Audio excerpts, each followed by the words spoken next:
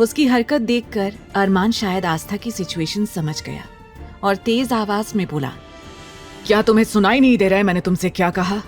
अभी और इसी वक्त अपने कपड़े उतारो। मैं जानता हूँ कि तुम्हें साड़ी पहनना नहीं आता है, ये तुम्हारी शक्ल पर साफ साफ लिखा हुआ दिखाई दे रहा है। मैं साड़ी पहनने में तुम्हारी मदद कर देता हूँ। अरमान के ये कहते ही आस्था के मन में उठ रहे ढेरों सवाल अब कम हो गए। आस्था मुंह बनाते हुए मन ही मन बोली, कितना बेशर्म आदमी है ये। उसने हल्की और धीमी आवाज में पूछा, लेकिन आपको देखकर तो नहीं लगता कि आप साड़ी पहनते होंगे, फिर आपको साड़ी बांधना कैसे आता है? अरमान गुस्से और नफरत से आस्था की ओर देखने लगा, क्योंकि उसे जल्द से जल्द आस्था को दादाजी के पास लेकर जाना था। अरमान ने आस्था की कोई बात नहीं सुनी और अपने कबर्ड से एक महंगी और ब्रांडेड साड़ी निकाल ली और चिढ़कर बोला, मेरे पास तुम्हारे इन फालतू सवालों का कोई जवाब नहीं है। अब फटाफट से अपने कपड़े उतारो और मैं तुम्हारी मदद कर देता हूँ। दरअसल अरमान का इरादा था कि वो अपनी आंखें बंद करके आस्था को गाइड कर देगा कि उसे साड़ी कैसे पहननी है, लेकिन वो अपनी बात आस्था को बोल नहीं पाया। इसलिए अपनी इमेज बरकरार रखते हुए उसने आस्था को सीधे कपड़े उतारने के लिए कह दिया। आस्था ने मन ही मन कहा, बिल्कुल नहीं, मैं ऐसा कुछ नहीं करूंगी। आस्था जल्दी से प्रार्थना करने लगी, हे कान्हा जी, हमारी मदद कीजिए, हमें कोई रास्ता दिखाइए। और फिर किसी लड़की को ऐसा कहते हुए क्या इन्हें बिल्कुल भी शर्म नहीं आ रही है? आस्था अपनी आंखें गोल घुमाकर कुछ आइडिया सोचने में लगी हुई थी। तभी उसके दिमाग में एक आइडिया आया। वो जल्दी से अरमान की ओर देखकर बोली, हार्टलेस। आस्था की आगे की बात उसके गले में ही अटक गई। वो मन में अरमान को हार्टलेस कह रही थी और वही उसकी जुबान पर भी आ गया। अरमान उसकी बातों का मतलब नहीं समझा और सवाल किया, क्या कहा तुमने? आस्था हड़बड़ाते हुए बोली, हमारा मतलब है अरमान जी, वो हम आपसे ये कहना चाहते हैं कि बालकनी में से हमें कुछ आवाजें सुनाई दे रही हैं। अरमान ने अपनी एक आईब्रो उठाकर उसकी ओर देखकर पूछा, आवाज?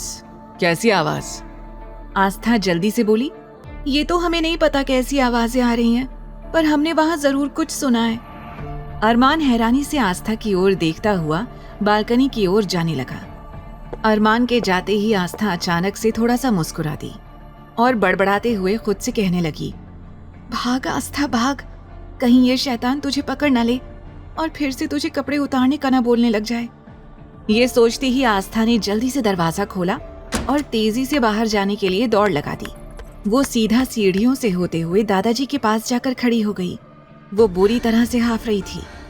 वहीं अरमान ने जैसे ही आस्था को इस तरह से भागते हुए देखा तो उसने अपने दोनों हाथों की मुट्ठियों को कसकर बंद कर लिया और गुस्से से बोला, इस मामूली लड़की की इतनी हिम्मत कि इसने मुझसे झूठ कहा, इसे इसकी कीमत चुकानी होगी।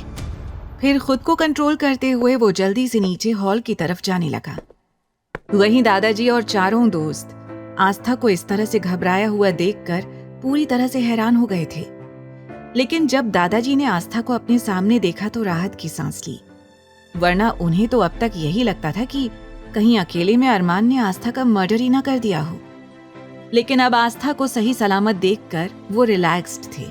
ध्रुव फिक्रमंद होकर आस्था से पूछने लगा, क्या हुआ भाभी, आप इतना घबरा क्यों रही हो और आप इतना तेजी से दौड़कर क्यों आ रही हो, जैसे आपके पीछे किसी ने जंगली कुत्ते छोड़ दिए हों। अब तक आहान आस्था के लिए एक ग्लास पानी ले आया और उसकी ओर बढ़ा दिया। फिर पूछा, क्या बात है भाभी, आप इतना घबराई हुई क्यों हो और आप इतना ज्यादा डर किससे रही हो?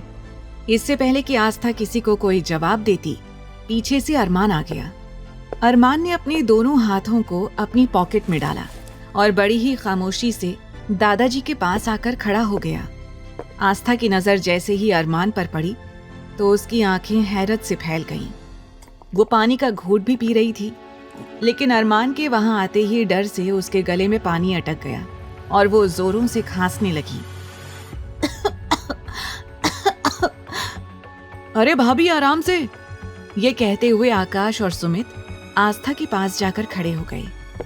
आगे की कहानी जानने के लिए देखें अगला एपिसोड सिर्फ पॉकेट एफएम के YouTube चैनल पर, और तेरे इश्क में के सारे एपिसोड्स को सुनने के लिए डिस्क्रिप्शन में दी लिंक से डाउनलोड करें पॉकेट एफएम ऐप।